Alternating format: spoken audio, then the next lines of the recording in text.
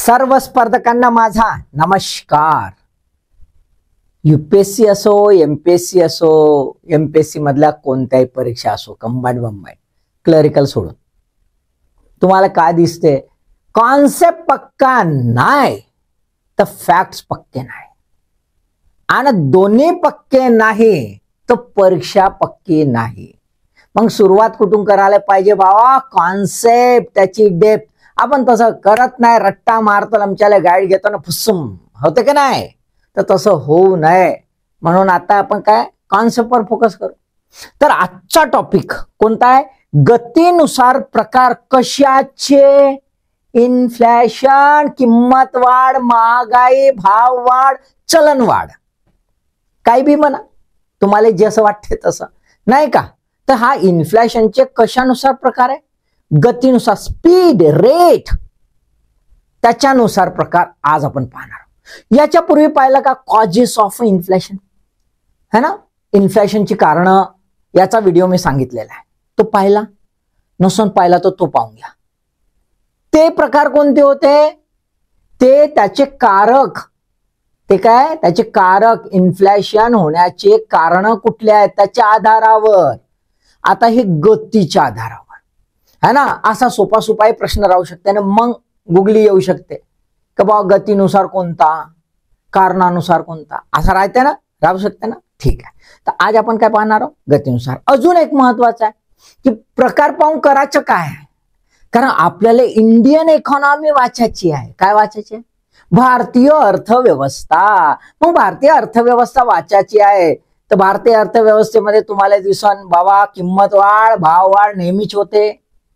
तर मग आपल्याला पाहावं लागेल की भारतासाठी कोणती सुटेबल आहे बाबा, किंमत वाढ, भाव वाढ, पाहावं लागेल की नाही? ते ह्या दोन गोष्टी आज आपण पाहणार आहोत। कोणती? पहिल्यांदा तर प्रकार, आणि दुसरं भारताला सुटेबल कोणते। आलं लक्षात? मग चलाचा व्हिडिओ समजून घ्यायचा, कॉन्सेप्च्युअल व्हिडिओ आहे, चलाचा, चला मग। यस बाबा, काय काय म्हणते? आहा पा, किंमत वाढ, मुद्रास्फीती, चलन फुगवटा, महागाई, चलन वाढ, काय बी म्हणा, इन्फ्लेशनले त्याला प्राइस राईज बी म्हणतात। पण प्राइस राईज एक्झॅक्टली इन्फ्लेशन नाही, है ना? परसिस्टंट प्राइस राईज म्हणजे इन्फ्लेशन। ओके, ठीक आहे, असो। आता बघा, हा भाऊ आपला पिटुकला मस्तपैकी तो कुणाकडे चालला बे? ए हिच्याकडं। हे आपली छबीताई बढिया, हा आपला बोल्ट, नाही इकडे आपला रुपया गायब होत आहे। तर आपल्याला किती प्रकार दिसतात? चार फोटो दिसतात ना, 4 फोटो म्हणजे 4 प्रकार। तर पहिला प्रकार हा का करत आहे?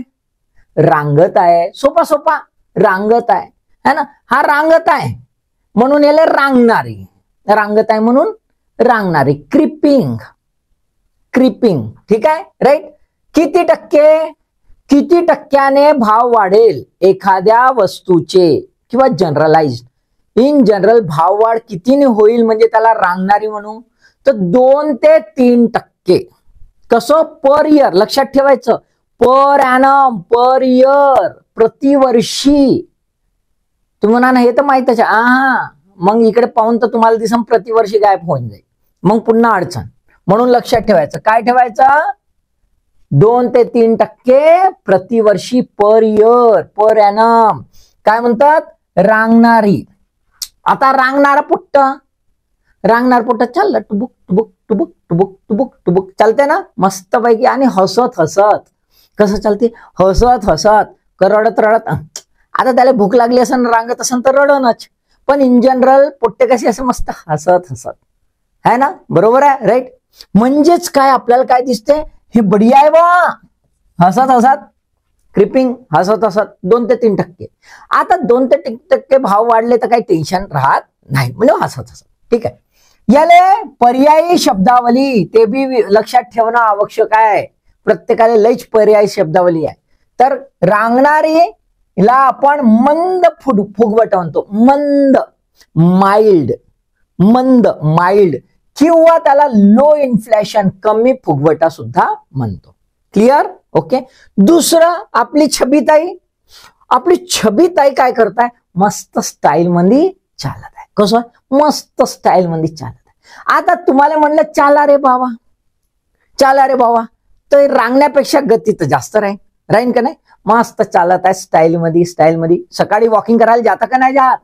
वा वा, नुसता अभ्यास करायचा नाही, वॉकिंग बी है ना, एक्सरसाइज बी खूप महत्वाचा आहे, नाही तर भस्सम होते आणि मग वेळेवर बिमार पडतो. हा, तर व्यायाम करायचा. ठीक आहे, राईट. तर चालली बाई आपली, चालत आहे, तर जास्त थकत नाही. बरोबर आहे, राईट. तर चालणारी आहे, मग त्याची गती याच्यापेक्षा जास्त राहील. म्हणून 3 ते 10% per year, 3 to 10 years per year चालणारी, वॉकिंग है ना. आता याले पर्याय ट्रॉटिंग किंवा म्हणजे घसरणारा किंवा मॉडरेट इन्फ्लेशन, मध्यम फुगवटा असं पण म्हणतात. चालत आहे मस्त बाई, चाला, टेन्शन नाही जास्त. बरोबर आहे, राईट. आता इकडे धावणारी, तिसरा आपला बोलभाव, धावणारी, रनिंग. किती टक्के? तर 10% ते 100% पर इयर. एका वर्षामध्ये दाम दुप्पट पण होऊ शकतात, भर्र वाढते. 10% ते 100% जाऊ शकते पर इयर, म्हणून याला म्हणतात धावणारी. आता स्पीड आली ना, जबरदस्त स्पीड आली, रेट वाढला. बरोबर आहे, म्हणून याला धावणारी. याला पर्यायी शब्द सुसाट फुगवटा, गॅलोपिंग. दुसरा आहे उडी मारणारा, जम्पिंग इन्फ्लेशन. वाढणारा, होपिंग इन्फ्लेशन. आणि भरधाव, रनवे इन्फ्लेशन. भरधाव, रनिंग म्हणजे रनवे इन्फ्लेशन. क्लिअर? पर्याय शब्द लक्षात आले? ठीक आहे. किती? 10 ते 100% पर इयर. आता तिन्ही याच्यात आपण पर इयर पाहिला. मी तुम्हाला वारंवार म्हणलो पर ॲनम, पर इयर लक्षात ठेवा प्रतिवर्षी. आता इथं गुगली पडणार आहे, म्हणून मी म्हणलं. समजलं का? तर आता आहे शेवटचं, चौथं, अति हायपर.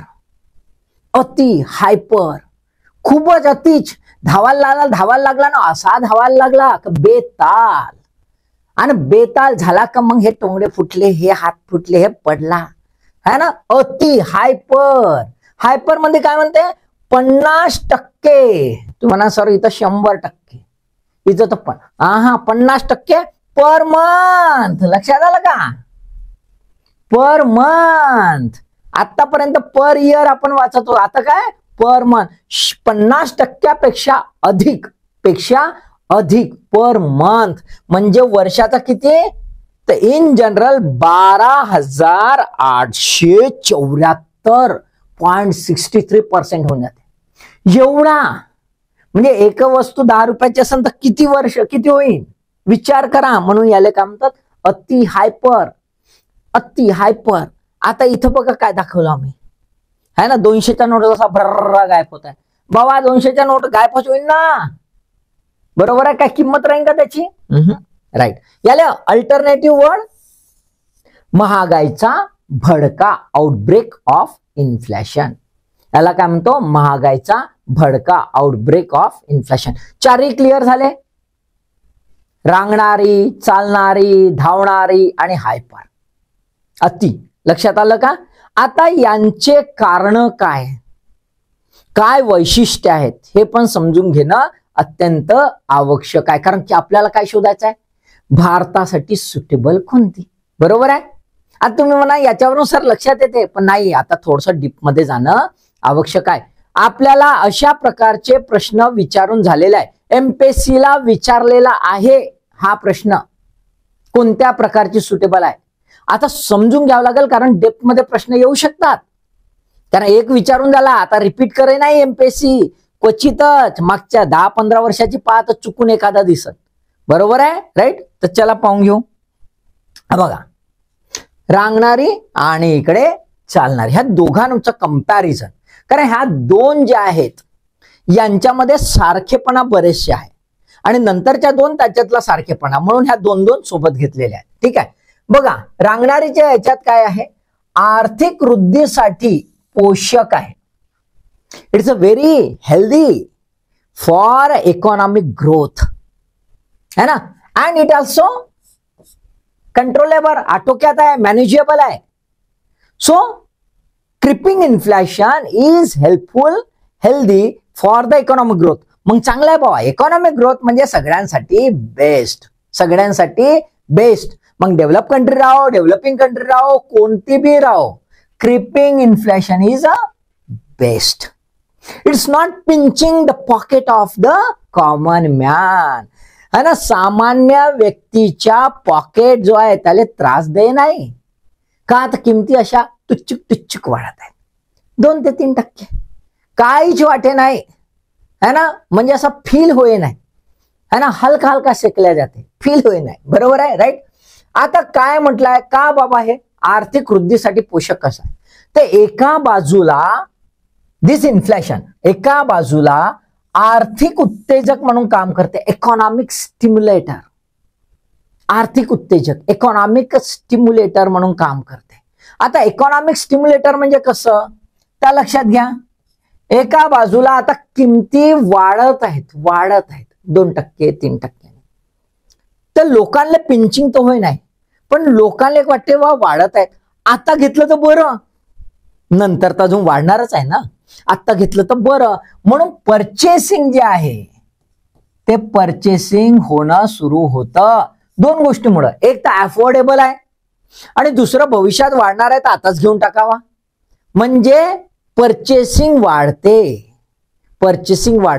पण परचेसिंग कॅपॅसिटी खतम झाली का नाही. परचेसिंग कॅपॅसिटी पण आहे आणि परचेसिंग पण वाढत आहे. आता परचेसिंग वाढत आहे म्हणजे डिमांड वाढत आहे. काय वाढत आहे, डिमांड, मागणी वाढत आहे. आता मागणी वाढली की पुरवठा वाढलाच पाहिजे. त्यामुळे आपल्याला काय दिसते, प्रोड्युसर जे आहेत, उत्पादक प्रोड्युसर, ते काय करते, ते इन्व्हेस्टमेंट करते. त्यांना माहित आहे बा मागणी वाढली आहे, इन्व्हेस्टमेंट करा, बम छपाई करा, इन्व्हेस्टमेंट करते. आता इन्व्हेस्टमेंटचा काय फायदा, इन्व्हेस्टमेंटचा फायदा हा की एका बाजूला प्रोडक्शन होते म्हणजे सप्लाय होते. एका बाजूला प्रोडक्शन होते म्हणजे सप्लाय तर होतेच, पण दुसऱ्या बाजूला एम्प्लॉयमेंट जनरेट होते. म्हणजे व्हर्च्युअस सायकल, सुखचक्र, चांगलं चक्र फिरायला लागतं. आर्थिक उत्तेजक, स्टिम्युलेटर, इकॉनॉमिक स्टिम्युलेटर, काहीच प्रॉब्लेम. दुसरं असं की बाबा किमती हळूहळू वाढत आहेत तर परचेसिंग लागू नये. बाईंग फेनॉमेना आहे, विकत घेण्याची जी ज्याला म्हणतो प्रोसेस आहे ती कंटिन्युअस आहे. त्याच्यामुळे फॉल तर होणार नाही, इकॉनॉमी स्टॅग्नेशन येणारच नाही. तो it's also avoiding the stagnation अवॉइडर आहे, अवरुद्धता टाळणार आहे. त्याच्यामुळे creeping inflation is the best for all countries. जगातील सर्व देशांकरिता सर्वात बेस्ट जर असेल तर तो कोणता, क्रिपिंग इन्फ्लेशन. हा लोकांच्या पॉकेटले टेन्शन दे नाही, प्रोड्युसरले उत्तेजना देत राहते, एम्प्लॉयमेंट जनरेट होत राहते, बेस्ट. आणि मॅनेजेबल बी आहे, आपोआप कंट्रोल, थोडा वेळा लागला की सहज कंट्रोल करता येते मॉनिटरी पॉलिसी थ्रू.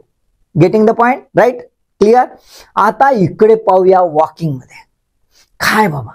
तर हा काय म्हणते, अर्थव्यवस्था तापण्याचा सूचक काय म्हणते, it is a sign of heating the economy. म्हणजेच काय, चालत आहेस केव्हा धावायला लागशील काही खरं नाही बाबा.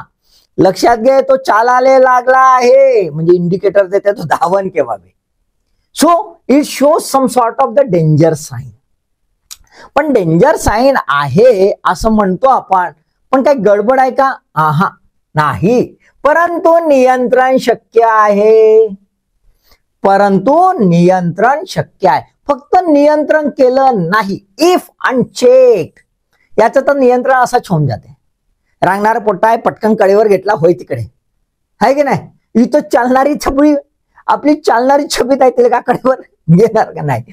तर इफ अनचेक, मग तिचा हात पकडावा लागेल, थांब बाई लईच घाईत चालली आहेस, है ना. अनचेक नाही केला तर मग मात्र surplus demand might be generated, अधिकची मागणी जनरेट होऊ शकते. आणि अधिकची मागणी जनरेट झाली म्हणजे more demand is created. Obviously जास्त जर मागणी क्रिएट झाली तर भाववाढ होऊ शकते, heating the economy. Over heating the economy, economy heat होऊ शकते. मग हे असं आहे म्हणजे का गडबड आहे का नाही, लक्षात घ्या है ना. जसं हे आर्थिक वृद्धीसाठी बेस्ट आहे, ह्या अर्थव्यवस्थेमध्ये सर्वात महत्वाचं आहे की स्पीड ऑफ इकॉनॉमिक ग्रोथ ही पेस देते. It give the pace to the economic growth. आर्थिक वृद्धीला पुश करते, जोरात स्पीड वाढवून टाकते. ही पोषक आहे, तर ही स्पीड वाढवण्यासाठी आहे. फक्त दोघांमधला फरक काय आहे, ही सहज रीतीने आटोक्यात येते. It's easily manageable. याला लक्ष दिलं नाही तर गडबड होऊ शकते, याला लक्ष दिलं नाही तर गडबड होऊ शकते. क्लिअर दोघांमधला फरक. रांगणारा आणि चालणारा, रांगणारा पोषकच आहे, सहज कंट्रोलेबल, धरला उचलला आणि कडेवर घेतला. बाईले कुठं नाही का, तर तिचा हात हळूच पकडावा लागते. जोरात पकडला का, तुम्हाला बी माहित आहे, हळूच बघ, थांब बाई, असं. ठीक आहे, क्लिअर कॉन्सेप्ट क्लिअर झाला दोघांमधला. आता लक्षात घेऊया की कुठली अशी कारणं आहेत की ज्याच्यामुळे क्रिपिंग इन्फ्लेशन होते आणि कुठली अशी कारणं आहेत की ज्याच्यामुळे वॉकिंग इन्फ्लेशन होते. ओके, तर विस्तारात्मक चलन विषयक धोरण, एक्सपान्शनरी मॉनिटरी पॉलिसी म्हणजे काय, रेट ऑफ इंटरेस्ट कमी करून टाकायचे, पैसा मस्त मार्केटमध्ये 16च्या बिंदास तुम्ही लोन देऊ शकता, काही टेन्शन नाही, असं मस्त एक्सपान्शनरी मॉनिटरी पॉलिसी. तशाच प्रकारची इथे पण loose monetary policy. It's about the expansionary monetary policy. सारखंच आहे. दोघे म्हणते लोन घ्यायचं, लोन घ्या, तुम्हाला कोणते लोन घ्यायचे घ्या, काही बी करा, मस्तपैकी स्वस्तात लोन घ्या, लोन मिळान, हे ते धंदे केला का हे सुरू धंदे होऊन जातात. दुसरं, ग्राहक मागणीत वृद्धी, increase in the consumer demand. It's a secular trend. तर ग्राहक मागणी जर वाढली तर मग मात्र आपोआपच काय होईल, मागणी वाढली की भाव वाढेल, बरोबर आहे. उत्पादन खर्चात वृद्धी, जर इन्क्रीजिंग कॉस्ट ऑफ प्रोडक्शन झालं तर ऑब्व्हियसली प्रोडक्शन कॉस्ट वाढली तर प्रोड्युसर कोणावर टाकतो, कन्झ्युमरवर टाकतो. स्वतः बिअर करेल का, नाही, तो आपलं प्रॉफिट मार्जिन कमी करत नाही. तर आपल्याला काय दिसतंय, जर कॉस्ट ऑफ प्रोडक्शन वाढली, डिमांड वाढली किंवा एक्सपान्शनरी मॉनिटरी पॉलिसी केली किंवा तिन्ही, तर आपल्याला दिसतंय क्रिपिंग इन्फ्लेशन सुरू झालेला आहे. आयडियली आपण असं म्हणूया की भाव वाढलेच नाही पाहिजे, है ना. भाव जे वाढायचे ते क्वालिटीनुसार वाढले पाहिजे, अननेसेसरी वाढले नाही पाहिजे. मग जे वाढले तर ते कशामुळे, एक तर पैसा अधिक आला, लोकांची कुठेतरी मागणी वाढली किंवा कॉस्ट ऑफ प्रोडक्शन वाढलं, त्याच्यामुळे. इकडे आपण बघितलं तर पहिलं कारण सारखं आहे दोघांमध्ये,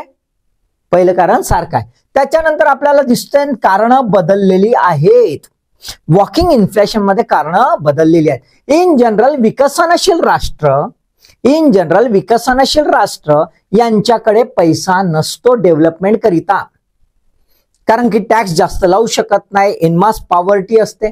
अशा परिस्थितीत विकसनशील राष्ट्र ज्या डेव्हलपिंग कंट्रीज ते काय करतात, डिफिसिट करतात. तुटवडा म्हणजे काय करतात, बजेट जास्त बनवतात, कारण की डेव्हलपमेंटवर खूप सारे घेतात. जेव्हा की पैसे नसतात टॅक्सेशनचे, मग ते काय करतात, कर्ज घेतात. कारण की तो तुटवडा भरून काढावा लागेल, है ना. This deficit has to be finance. तर तो फायनान्स जर घेताना जर त्यांनी प्रिंट केलं, मनी प्रिंट करून टाकले, क्रेडिट केलं, म्हणजे जसं भारताने आरबीआय कडून, रिझर्व्ह बँक कडून क्रेडिट घेतलं, म्हणजे पैसे घेऊन घेतले आरबीआय कडनं, तर आरबीआय कडनं कुठं पैसे येतील, तो छापण खटखट देऊन टाकल. तर त्याच्यामुळे काय झालं, अधिकचा पैसा मार्केटमध्ये आलेला आहे, त्याच्यामुळेही भाव वाढू शकते. त्याच्यानंतर जीर्ण पुरवठा अवरोध, chronic supply bottleneck, continuous supply होतच नाही वस्तूचा, ऑब्व्हियसली कॉस्ट ऑफ प्रोडक्शन वाढेल. किंवा सप्लायचं नाही आहे तर त्याची डिमांड तर वाढलेली आहे ना, पण सप्लायच नाही त्याच्यामुळे. आणि इम्पोर्ट कॉस्ट जर वाढली तर म्हणजे डेप्रिसिएशन ऑफ द करन्सी, है ना. एक्सचेंज व्हॅल्यू जर करन्सीची कमी झाली म्हणजे इम्पोर्ट महाग व्हायला लागले, तर आयात महाग व्हायला लागला तर आपल्याला दिसेल वॉकिंग इन्फ्लेशन येतं. तर दोघांमध्ये सारखेपणा वरचा दिसतो, बाकीचा फरक आपल्याला दिसून येतो. हा जो आहे हा व्हेरी कॉमन, नॉर्मली तुम्हाला असं दिसेल, परंतु these are the trends which are invariably seen in the developing country. विकसनशील राष्ट्रामध्ये हे सहसा आपल्याला दिसतंय. त्यामुळे विकसनशील राष्ट्रामध्ये अधिकचा एक थोडासा जो इन्फ्लेशन रेट आहे तो आपल्याला इथे जास्त दिसून येतो, नेहमीच दिसून येतो. नेहमी वॉकिंग मध्ये राहतो. क्रिपिंग हा डेव्हलप कंट्रीचा फिनॉमिना राहू शकतो, पण डेव्हलपिंग कंट्रीला सहसा वॉकिंग इन्फ्लेशन हा दिसून येतो. पण पाहिजे का? नाही. टार्गेट तर हा असला पाहिजे, टार्गेट हा असला पाहिजे. Because of the economic condition, आर्थिक परिस्थिती ती नाही आहे, विकासही करायचा आहे आणि त्याच्यामुळे फिस्कल डिफिसिट फायनान्सिंग त्याच्यासाठी ते अत्यंत आवश्यक आहे. म्हणून आपण दिसतोय वॉकिंग इन्फ्लेशन मध्ये रिफ्लेक्ट होताना दिसतोय. त्याच्यानंतर दोन आपण कम्पेअर करूया, रनिंग अँड हायपर इन्फ्लेशन, है ना. Running and hyper inflation. बघा, रनिंग इन्फ्लेशन कठीण आहे, it's a difficult to control, है ना. If difficult to control. क्रिपिंगला मॅनेजेबल, वॉकिंगला if unchecked, if not manageable, then it will be creating the problem. आणि याला काय म्हणतो, रनिंगला डिफिकल्ट टू कंट्रोल, म्हणजे कठीण आहे. ट्रॅडिशनल जे टूल्स आहेत मॉनिटरी पॉलिसीचे, की CRR वाढवा, SLR वाढवा, बँक रेट वाढवा वगैरे जे आहे ते काय काम करत नाही. इट्स अ हार्ड इनफ, कामच करत नाही. So difficult to control. आणि हे अनकंट्रोल, कंट्रोलच होत नाही. एकदा हे झालं की सरळ सरळ तो करन्सी जो आहे फेकून द्यावं लागते, दुसरा कुठला तरी घ्यावं लागते, नाही तर पूर्ण रिस्ट्रक्चर करावं लागते इकॉनॉमी.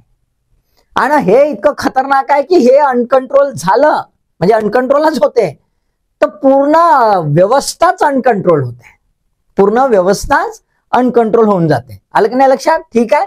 तर आपल्याला काय दिसतंय, ह्या दोन्ही डेंजर झोन आहेत. रेड लाईट आहे, डेंजर झोन आहे. असा धावायला लागला की समजायचं आता आपण बर्बाद होणारच आहे ना. तर मग आडव्या तिळव्या पॉलिसी आणावं लागते. जर त्या जमल्या नाही तर समजायचं आता भावा स्वाहा व्हायचं आहे. ठीक आहे, राईट. तर रनिंग आणि हायपर इन्फ्लेशन म्हणजे अति चलन वाढ किंवा आउटब्रेक ऑफ इन्फ्लेशन, याच्यामध्ये आपण बघूया की काय एक्झॅक्टली काय कॅरेक्टरिस्टिक्स आहेत. कॅरेक्टरिस्टिक्स दोघांमध्ये कॉमन दिसून येतात, फक्त इंटेन्सिटी वेगवेगळी असते. लक्षात आलं? इंटेन्सिटी इथे वाढलेली असेल, इथे कमी असेल, है ना. कॉमन फीचर्स आहे. काय आहे? क्रयशक्तीची जलद झीज, rapid erosion of purchasing power, पैशाले किंमत राहत नाही. इथं जर 1 किलो तांदूळ घ्यायचा असन, रनिंग मध्ये 1 किलो तांदूळ घ्यायचा असन, आता जर 60 रुपये असन तर हा म्हणन 600 रुपये. आणि हा का म्हणन दोघांमधला फरक. हा म्हणन 600 रुपये किंवा 1000 रुपये किंवा 1200 रुपये, आणि हा का म्हणन किलोनं पैसे आण तर किलोनं तांदूळ देतो. दोघांमधला फरक लक्षात आला. इंटेन्सिटी. हा म्हणन 60 रुपयाचा तांदूळ मी देतो 1200 रुपयाले, 1400 रुपयाले. हा म्हणन इकडे नोटा आण, हे किलोनं ठेवतो आणि हे किलोनं ठेवतो. म्हणजे ह्या नोटा उचलून घ्यायच्या, हे घे रो बाबा 1 किलो नोटा आणि हे घे 1 किलो तांदूळ. असं जेव्हा होते अतिचलन, म्हणजे पर्चेसिंग पॉवर फिनिश, म्हणजे पैशाला किंमत राहते का?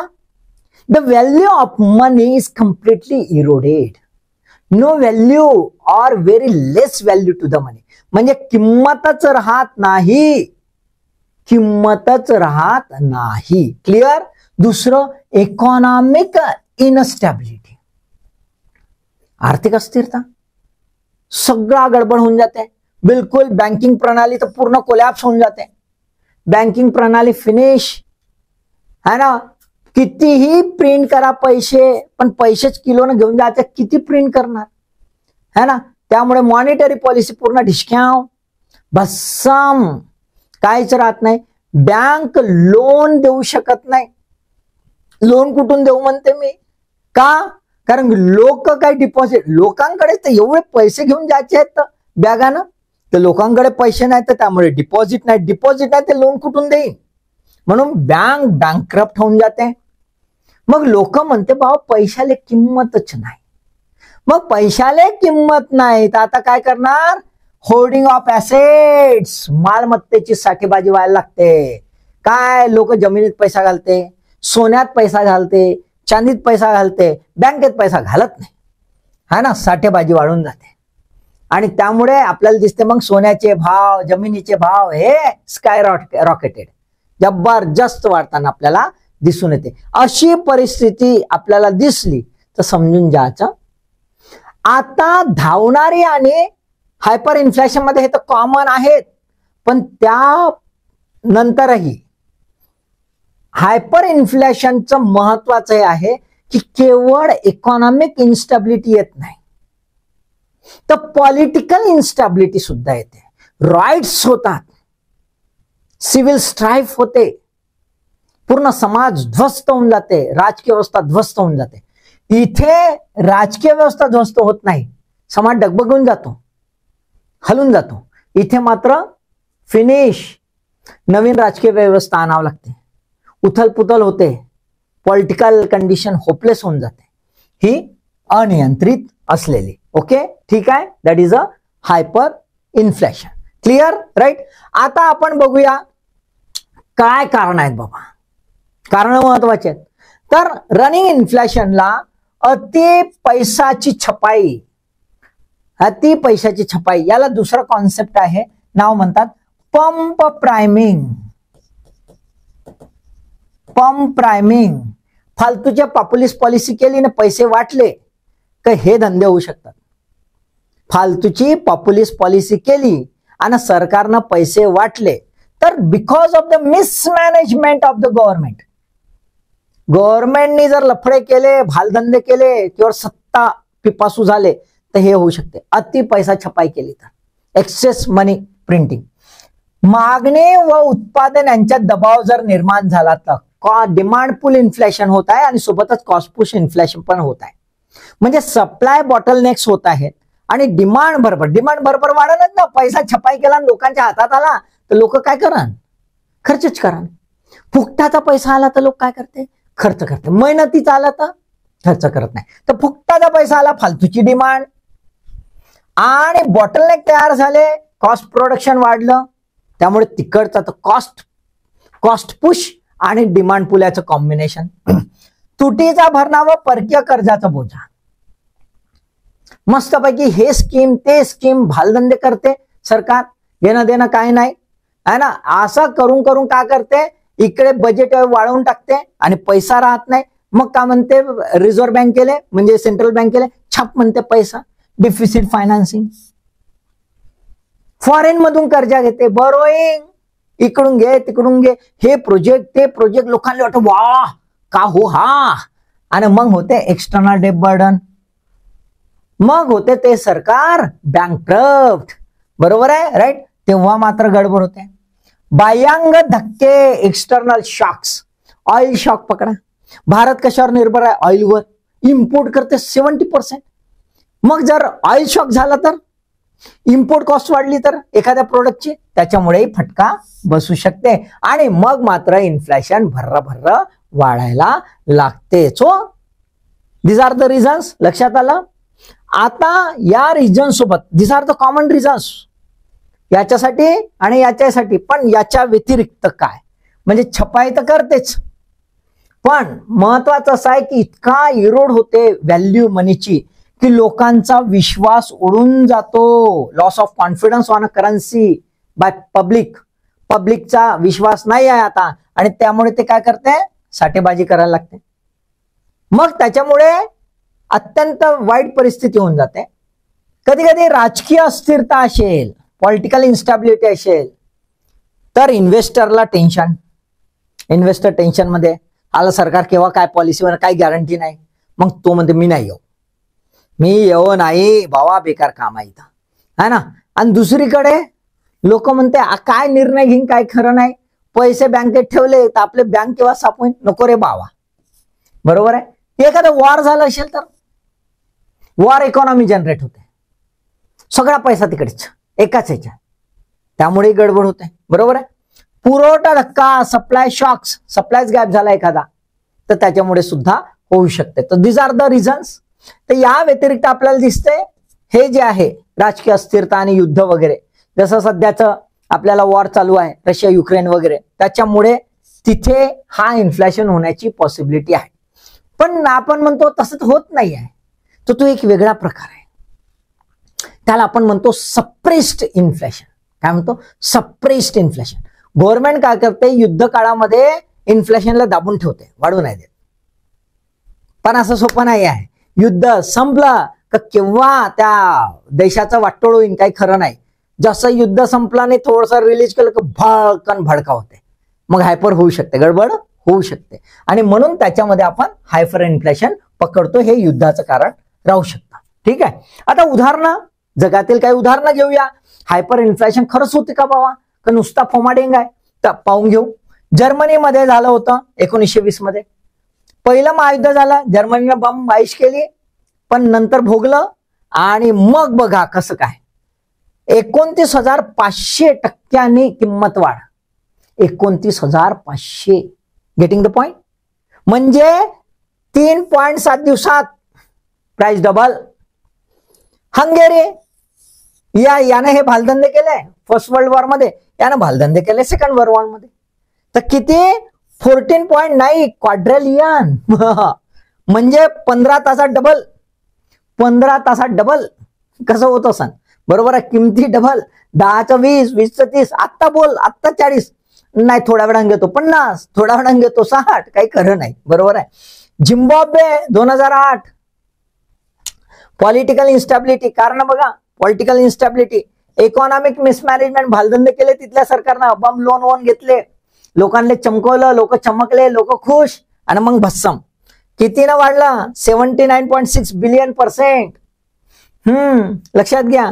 व्हेनेझुएला 2010. पॉलिटिकल आणि इकॉनॉमिक क्रायसिस, भालधंदे केले सरकारनं, पॉप्युलिस्ट पॉलिसी झाली लोचा. कितीनं? 1,00,000%. कितीनं? 1,00,000%. दिस आर द रिझन्स. मग तुम्हाला दिसतील मॅक्झिमम रिझन्स काय?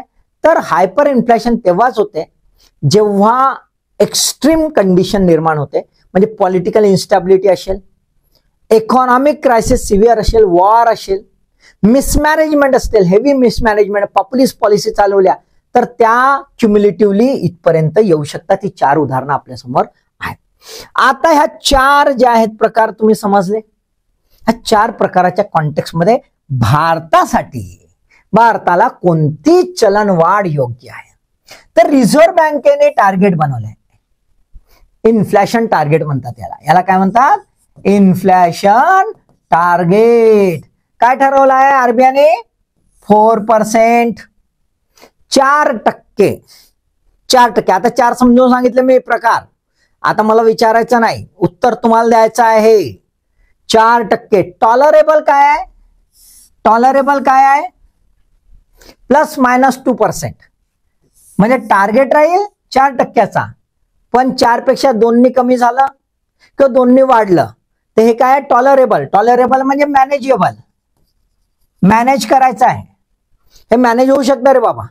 तर मग आरबीआय म्हणते बाबा हा आम्हाला फिक्स 4%, 2 इकडे 2 तिकडे, म्हणजे 2% गेलं काही टेन्शन नाही. 6% हा मॅक्झिमम ठेवला आहे, हा मिनिमम ठेवला आहे. याच्या खाली गेलं तर समजायचं इकॉनॉमी पुन्हा बर्बाद झाली. जर भावच वाढ नसेल ना, किंमत वाढ नसेल, तर प्रोड्युसर गुंतवणूक करणार नाही. आलं लक्षात? एम्प्लॉयमेंट जनरेट होणार नाही, तर मागणीच नाही, तर मग बर्बाद. Recession, depression.